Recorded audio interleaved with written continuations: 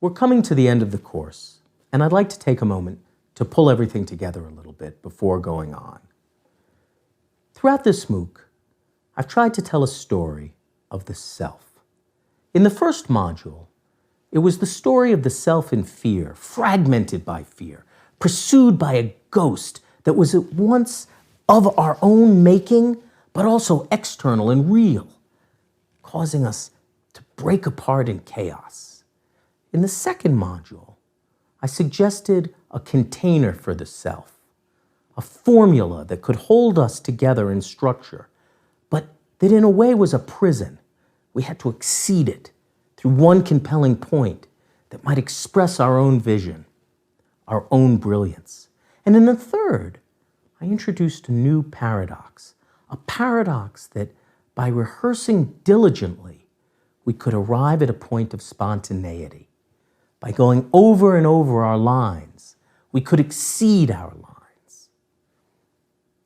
In this last module, I want to move towards the field of play, because as we actually walk into the room that we're going to present in, we're faced with uncontrollable variables. People may come in the middle of our talk and walk out on our presentation at the best part. People may begin side conversations. Cell phones will go off and just keep going on. And all these things are out of our control. So as diligently as we might rehearse, we're faced with the question, how can we control these variables? And I want to suggest over the course of this last module that in fact, we can control these variables because we create the community that we live in.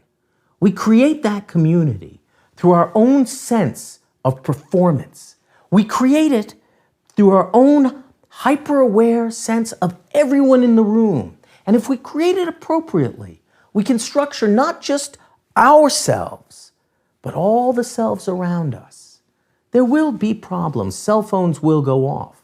But if we've created our community strongly, if we've constructed it around our presentation, then we don't need to worry about those interruptions. We can keep things on focus. We can keep ourselves centered, and therefore, as we are the leaders of our community centered. That is engaging with the world. I want to take a slight detour into English literature to illustrate my point. Specifically, I'd like to travel back to the Middle Ages, to the poetry of Geoffrey Chaucer. Geoffrey Chaucer wrote the Canterbury Tales in a great poem called Troilus and Cresside.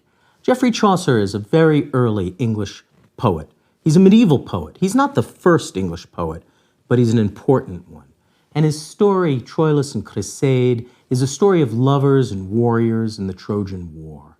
It's really a fantastic read, and it exists in a number of manuscripts. Of course, this is the Middle Ages, before the printing press, so these are handmade books. One book in Cambridge, it's held in a Cambridge library, is particularly impressive. It's lavishly illustrated, really beautiful hand illustrations, and I've put the opening illustration, the frontispiece, online so you can see it. I don't think you need to download this one because it's beautiful in color and I'd like you to appreciate how it looks. So take a look at that. The page really tells us a story, I think, about storytelling and about successful presentation. Initially, when we look at it, it's just a swirl of color. I have trouble telling where the frame ends and what's just illustration on the page. It's really chaotic when you first look at it. Beautiful, but chaotic. And in my mind, this kind of evokes the beginnings of any presentation. What's going on? Who's in charge? And as we begin to focus in, I think we see a lot is going on. In the upper corners, there are castles. Beneath that, there seems to be a row of people walking on a bridge towards one castle. In the bottom, there are these almost pre-Raphaelite-looking women listening and sitting and perhaps talking, having their side conversations. And in the center is the speaker. I take that to be Chaucer. And he's telling his story, but he almost appears to be priestly, as if He's endowed with a kind of spiritual power that centers the entire illustration.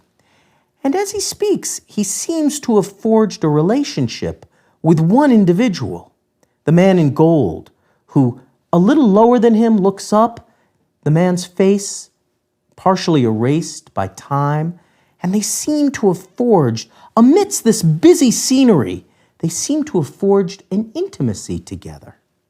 So I see this as a story of successful presentation, a story of public presentation, as almost private communication. You can do that. You can do that because the greatest of public speakers, the most successful of presentations, are at once public and private. They communicate this kind of centering power, and they're able to make the speaker connect with individuals in the audience because his or her focus moves from those individuals but makes a connection each time his or her eyes pass over them. If you do this, you will not just be successful, but you will be invulnerable. This brings us to Cuskin best practice number 10. Great speakers construct their brand and the field of play as one. What do I mean by that? I mean that a great speaker attends to his or her audience, listens to their cues, and delivers the speech, the presentation, right to them. By doing so, the great speaker appears not as an anonymous figure, but as a personal figure. The great speaker crafts his or her public performance as a private performance delivered to each individual. In that, he or she creates a community, and though that community may be violated by interruption, it becomes strong enough to withstand that and carry through to the end. Following our brief visit to the Middle Ages, I wanted to talk a little more pragmatically about how you build community from your audience. I want to cover three things. One is using the introduction to literally get to know your audience. The second is dividing the space up in your mind so you feel that you can move amongst them even if you can't leave the stage. The third is how you use ancillary materials in your presentation. But my one compelling point here, the thing I want you to take home, is that you can control the room. Even though the room is filled with variables, you can control that room. So, I've said before that the introduction is critical to building community. And we've talked about how the introduction is your chance to establish the tone. And if that tone is sincere, whether it's generosity or ferocity, the tone will allow you to build trust, and from trust comes authority. I've also said that it's a chance for you to literally learn your audience's names. If you're in a small enough room, I would advise you to take the time to let them introduce themselves. Ask them why they've come. That will give you a strong sense of what your talk is focused on, what they want to hear. If the room is larger than a small group, a lecture hall, for instance, or a conference presentation, you might arrive early and talk to people, or you might simply study their faces as you walk out on stage. Remember, one of the first survival reactions is to target fixate on one person, to make the whole experience about them, or alternately, to see the whole room as just a mass, an unapproachable group. So to that end, I want you to divide the room in your mind's eye. If it's a conference room or a lecture hall, a big room, then divide it into quadrants. Left, right, center, forward, middle, back. By dividing it into these quadrants, you can begin to think of groups of people, and you can move from them in a studied and disciplined fashion. If you're in a conference room, a smaller room, or sitting in a circular table, think of it as a clock. That will allow you to move from number to number, even if you can't remember people's names, in a disciplined fashion. The point here is that you're building community, and your presentation materials also need to build community. They need to be part of that. So slide decks are very effective, especially slide decks made by Dave Underwood. Slide decks can be effective because they focus everyone's attention in one direction, and they can present images, which you can't present verbally or physically through your body. But the problem with a slide deck is it's always behind you, or it's on an individual screen. A slide deck either focuses people to look at your back or to look away from you at the screen they're studying. This is a problem because it necessarily alienates them from you. It's a double problem if you have a slide deck with a lot of words and you have to really spend time with your back to the audience working those words. That alienates your community. Alternately, handouts are great. Handouts, they act as an intermediary between you and your audience. If you hand out a bunch of handouts, then it's like you're sharing a meal. You're all focused forward, looking down, or looking together. Handouts create a sense of community. But the problem with handouts is they put all your information up front. And of course, some people will go forward ahead of your talk. That will be distracting to you, a little bit unnerving. And other people will go back. After you've left a point behind, they'll be studying number one. That will make you nervous because maybe there's something you misspelled or perhaps missed otherwise. Handouts and slide decks are both compromised. Neither is perfect. In this MOOC, I've used slide decks that have taken you away from me, and I've used handouts, which we've shared, even though we're not in the same room. You need to use them both, but like everything, you need to think about the stakes of using them so that you can use them in a smart and calculated fashion. The point of all of this is that you need to listen to your audience. You need to imagine your audience ahead of time and think about how you want to present to them. And when you're in the room, you need to actually listen to them. You need to think about their names, and you need to think about the moment. If you can listen to your audience while you are talking, then you are truly a master presenter. You can't control the room. You can only control yourself. So how do you set yourself up in a way that subconsciously controls the room? Great. That's the theme of that whole lesson. Great. So what I want us to think about, I do mention in it that a slide deck necessarily has you turning away from the audience, and a handout has you between, right? Like a meal. But I think one important thing about a handout is as soon as you give people a handout, they start looking at it. So you need to be really careful about when and what you hand out. That's one of the most dangerous things about a handout, because you can be presenting and rolling, right? Yeah. And then what happens is someone is over here They're going, like, oh, Dr. McAndrew, I see. I always tell students, don't present your handouts and don't hand out your presentations. Yeah. I think they're two separate animals, and I agree that giving your I love handout that. early in a presentation is definitely, it's a huge mistake. So Dave, talk about that a little more. What separates a handout and a presentation in your A presentation depends on you being there. And a good handout, you wouldn't need to be there at all. It should explain itself, and it should speak in a clear textual narrative or whatever. I mean, it's almost like a kiosk. Whereas students ask me for copies of my presentations, and I always tell them they won't mean a thing to you, because without me there, my presentations, they're just impressionistic. Isn't that a common mistake that we probably all see, is when people have presentation slides that are behind them, they put too much information on them. And so what you're saying is if you have a handout, maybe it goes out at the end, but it has more of the context. But the slides themselves are supporting documents for whoever's giving the presentation. That's right, but then let me play devil's advocate a little bit. When someone has a lot of information, perhaps they're only the delivery person, the messenger, and their company feels like, this is what needs to be said about this topic. Dave, how do you get around that? Because that puts a presenter in a really awkward position. I agree with you. Well, you can't get around it in that case, but you have to make darn sure those slides are very, very clear, and that the audience can look at each slide, understand what it is that slide has to say very, very quickly, and then return their attention to the presenter. So what I prefer to do in cases like that is put less information on each slide and use more slides. So that the slides don't become what I call sticky.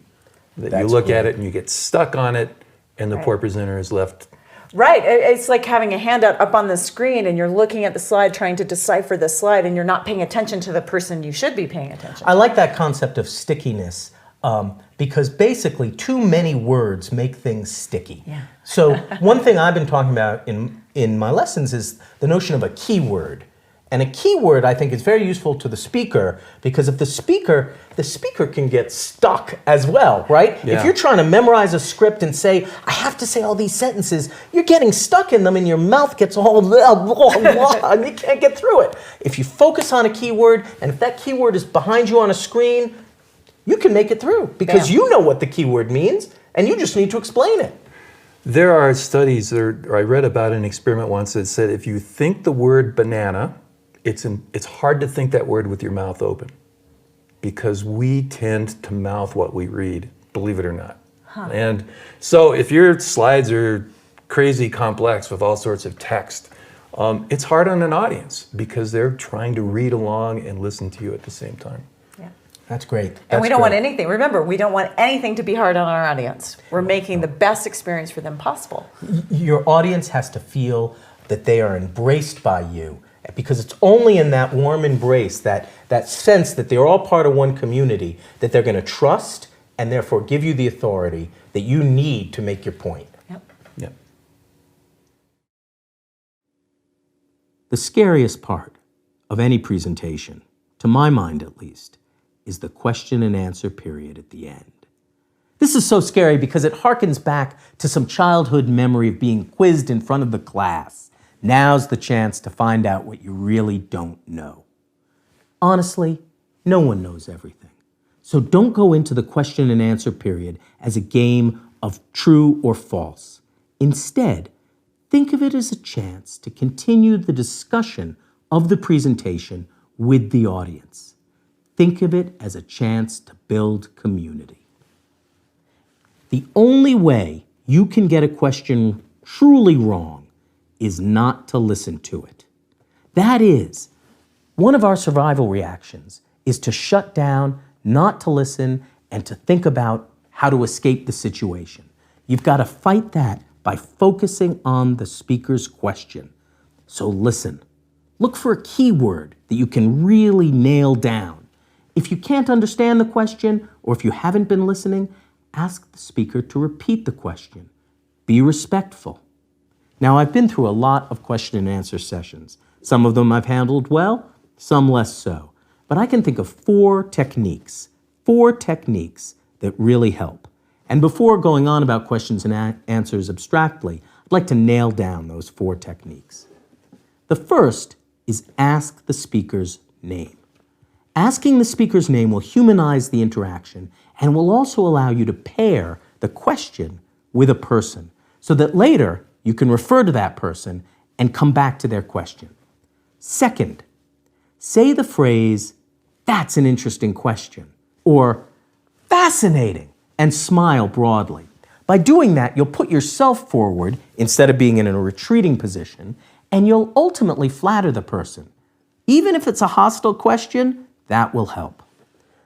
Third, since the question is a chance to respond and elaborate, don't be afraid to think. I mean that quite seriously. When you're in front of a group, feel free to think. I've sat fascinated as a person thought through a question either silently or out loud. This goes back to one of the first rules of the course. This is a course about storytelling, and people want to watch people. So remember, you're on stage, and if you think through smartly a question, and you really look like you're concentrating, people will be fascinated. Lastly, pulling ideas together will be very effective. So if you can remember the key words of a number of questions and begin to synthesize them towards the end of the Q&A period, you'll be in charge of the room. Overall, the point of the question and answer period is not simply to answer questions right or wrong. It's to build a community that coalesces with your brand. When I was 15, my parents got divorced. It was a pretty brutal divorce.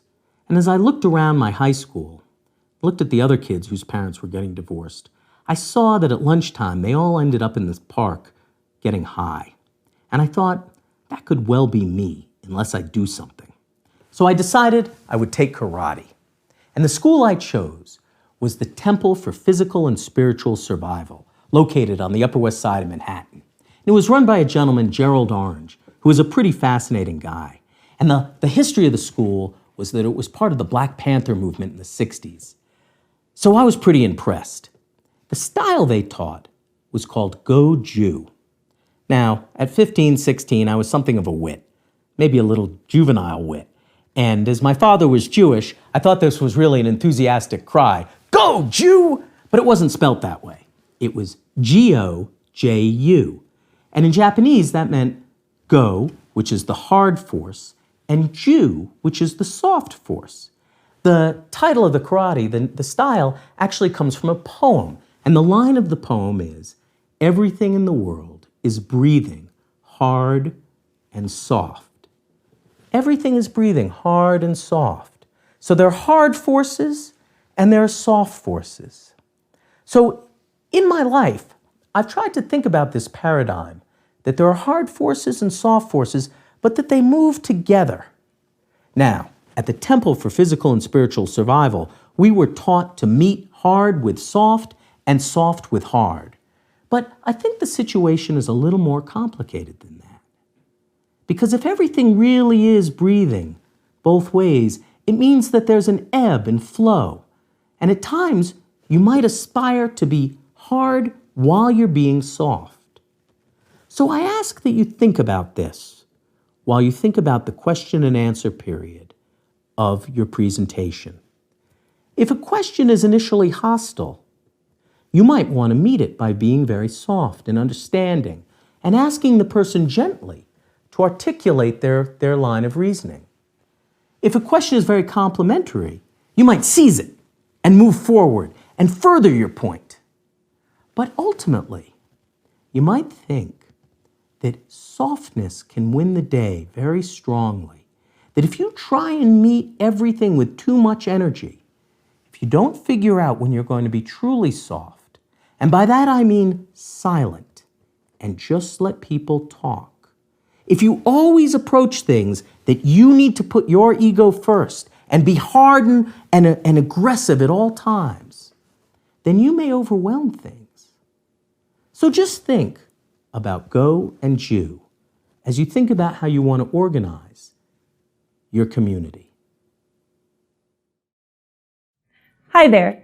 My name is Avery, and I'm a student at the University of Colorado, majoring in physiology. Professor Cuskin asked me to do a demo video for the Successful Presentation MOOC. So first and foremost, I want to thank Professor Cuskin for asking me to speak to you today. But more, I want to thank you for watching my video, because I'm a student too, and creating this demo video for you has taught me a lot about public speaking. So let's begin. We're going to talk about a science fiction story that some may even call a horror story, Mary Shelley's Frankenstein. On the surface, Frankenstein is a story of a scientist creating life. But that idea is part of a much larger story that examines the balancing act between scientific advancement and its inevitable consequences. And you may be asking why some story written by 18-year-old Mary Shelley 200 years ago is still relevant today.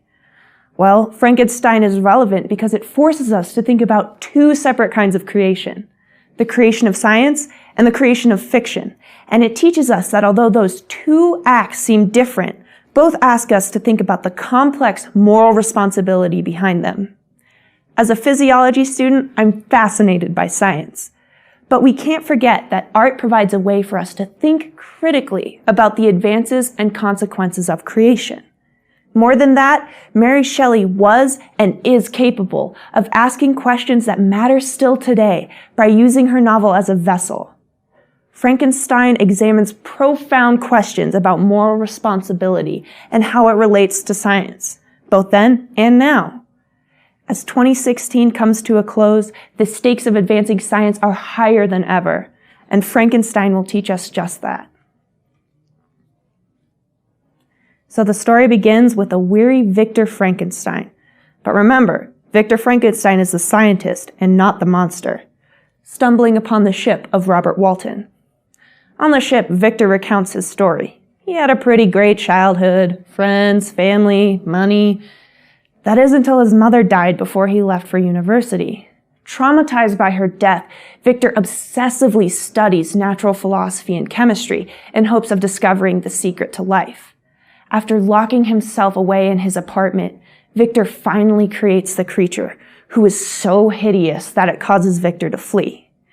He returns to Geneva, only to discover that his brother is dead and their maid and friend Justine has been falsely charged with the murder, and that the creature, made by Victor, actually killed his brother. Justine is executed and Victor retreats to the mountains. The creature follows Victor and begs Victor to make him a mate. Victor reluctantly agrees and travels northern Europe to begin his project. Eventually, Victor destroys the mate while the creature, who has been following Victor since Geneva, watches through a window. Enraged at Victor's betrayal, the creature promises Victor he will see him again. So Victor returns home and marries Elizabeth, his childhood sweetheart. But on their wedding night, the creature keeps his promise and kills Elizabeth. And unfortunately, Victor's father dies a few days later.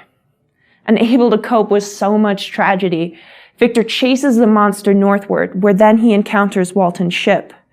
And once he's done telling his tale, he dies. The next morning, Walton discovers the creature crying over Victor's corpse and tells Walton that now his creator is dead, he too can die. So the novel concludes with the creature departing farther north into the Arctic. The tragic irony in all of this is that although Victor wants to create something beautiful, so much that he creates the creature out of beautiful parts from other bodies, he creates a monstrosity. His monster, symbolizing both life and scientific advancement, ironically comes to bring about death and destruction to those around him. The overarching theme we can gather from Frankenstein is that while advancement is crucial, the consequences can be monumental, a dilemma that humankind has battled with for centuries. So how does that tie in now? Well, recently, there has been talk of a superbug that is completely immune to most antibiotics. How could this happen? Well, in 1928, penicillin, the first antibiotic, was discovered. And from there, the antibiotic market skyrocketed. Today, we see products such as antibacterial soap as well as over 100 different kinds of antibiotics. The development and discovery of the aforementioned products undoubtedly saved millions of lives. But now, nearly 100 years after the discovery of penicillin, we're faced with the unintended consequences of that scientific breakthrough: antibiotic resistance. So the antibacterial soap, or the antibiotics you use for an infection, kills off, say, 99.99% of bacteria. But what about that 0.01%? Well, that 0.01% reproduces and reproduces and reproduces until you have an entire colony of bacteria that is completely immune to that antibiotic treatment. And this is precisely the dilemma that Victor faces in Frankenstein. He has a remarkable scientific advancement, but ultimately the plan backfires. I think most people would agree that the world is better because of antibiotics such as penicillin, but it comes at a price. And now, in 2016, that price is the superbug. To conclude, Frankenstein shows us that the world of fiction and science are intertwined around moral ambiguity. It asks us to think about the consequences of creation and therefore scientific advancement. Think about how morality intertwines fiction and reality. Consider the idea of cloning. It would be a fantastic scientific advancement, but at what cost? When the first animal was cloned in 1996, a sheep named Dolly, ethical controversy immediately erupted. People assumed that sheep cloning would be an automatic segue into human cloning. While the panic of clones is something deeply examined in science fiction, our actual society has yet to pursue it. So the intention of Mary Shelley, the mother of science fiction, is to caution those against their obsessive curiosities. And especially in the case of cloning, society seems to be heeding her advice. So I'll leave you with this. Which consequences are worst? Should we remain stagnant in our comfort zone and deny innovation and exploration? Or is it better to venture into the unknown and risk outcomes we can't predict? Thank you so much for listening, and good luck on your final project. We started this entire course with the chaos of fear, with the observation that fear was a ghost that dogged us, and that in fact brought things out of us, these survival reactions that fragmented us, that broke us apart, that made us less than the person we wanted to be, that left us rocking and sweating and stuttering. And so I argued that by using a rule-governed formula, you had it within you to speak to the world without fear, and that by focusing your mind on one compelling point, you could deliver that point with passion that would represent yourself not as fragmentary, but as a unified story governed from the start by a controlled introduction. But I want to say something now. I want to say something, and you may disagree. I want to say that one compelling point, it's not really about your content at all. That one compelling point is about you. It is about your articulation of yourself before people. It is about expressing who you are as a leader, as sincere, as trustworthy, as capable of passion and authority. And you know what? This does not make your entire talk about your ego. And this is another paradox that we enter into.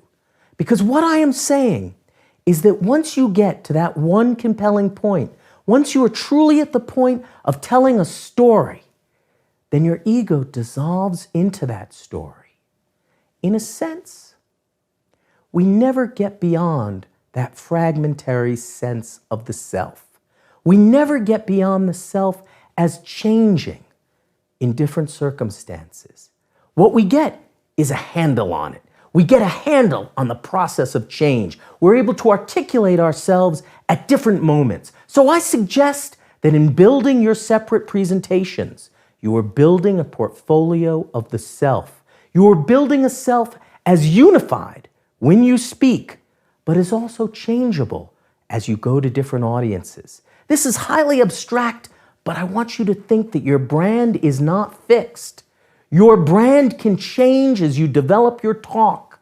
And you may go back to earlier talks and pull them in. You may pull in elements of talks and combine them in new ways. And in each way, your brand changes slightly. But it is still the successful presentation of the private self in a public forum. You are greater than the sum of your parts. What is a public self? Our public selves, I believe, are created by the unity of the stories we tell. I lay that against the private self, which I see as fragmentary, as always capable of new surprises. Those surprises, in some sense, are amazing. We accomplish new things that we had never thought we could, or we disappoint ourselves in ways that we never thought we would. But the public self is driven by the engine of that private self. In my view, that private self has an unfathomable energy to drive us forward, that in its sense of fragmentation and surprise, it continues to give us more, new ways of considering the world. The public self harnesses that energy and tells it straight like a story, tells it as a unified and compelling point. But in that, there's a strangely circular loop, because as you develop your public self, your private self changes. Your private self adopts elements of that public self, and the two become closer, almost to the point of indistinguishable, but they're not. This, to me, is a driving paradox, a truth of who we are, that Our private selves, we separate from the public world, but are nevertheless changed by our encounters with the public world. So when I say that successful presentation is the public performance of the private self, I am saying that as you strive to present yourself to the world, you will change yourself and you will grow. And that process of self-discovery is what defines us all and what keeps us working towards communicating that one compelling point of who we are. Onwards, and thank you for listening. All right, so you're at the end of our 3 courses. You've done business writing with me, and design with Dave, and presentation with William. You've learned a lot and you've made a lot of progress, but now I'm gonna light a fire a little bit under William because it's time for him to start to produce. I mean, it's it's time for you to deliver that presentation that we keep promising our students in the capstone. And I assume you've been working on it and you have some ideas, but what are we gonna see from you, William? Well, you're going to see me use my formula to great success. That's all I'm going to say right now. But I also want to say that these courses come together as a specialization in the capstone.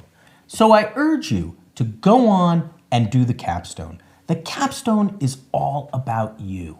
It's where the lessons you've learned over the course of these 3 separate MOOCs come together in a sum that's greater than the individual parts. It's where things should crystallize because it's where you take on your own project, whether that's using the elements of Clarity Guitars and building something out that is unique to you, or whether it's taking the challenge capstone and going out into the world that you live in and communicating within that world. The capstone is about you. We want to see what you can do. Show us your best professional self. We know you can do it. We have confidence in you, and we can't wait to see what you come up with. Onwards.